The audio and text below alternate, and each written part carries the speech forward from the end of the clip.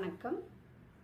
As it emerges in ever greater detail in the teachers' conferences and during the curative education course, opening up the way to the substantial therapeutic possibilities, Rudolf Steiner's penetrating insight into the spiritual, physical organization of the individual child was furthermore always environmentally oriented, never experiencing the child in any way solipsistically, but always taking in the whole developmental context of the child, right down to all the active parts of the being. கொஞ்சம் complicated words, ஆனால் ரொம்ப சிம்பிளாக எனக்கு என்ன புரிஞ்சிருக்குன்னா, spiritual physical organisation of the child. நம்ம பார்க்குறது நம்ம பாடி இல்லையா?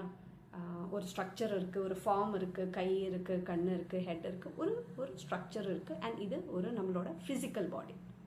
ஆனால் ஃபிசிக்கல் பாடிக்குள்ளே ஒரு பீயிங் இருக்கு இல்லையா?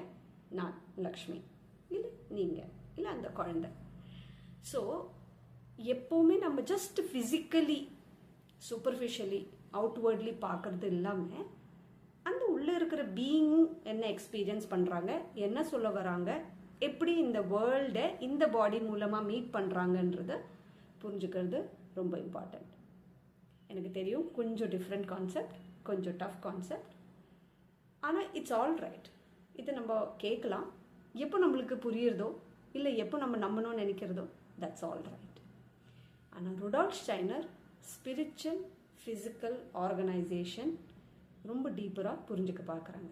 அதே மாதிரி ரொம்ப என்ன சொல்கிறது, நாலேஜ் வைஸ் இல்லாமல் மட்டுமே அந்த சைல்டை என்விரான்மெண்டலி பார்க்குறாங்க.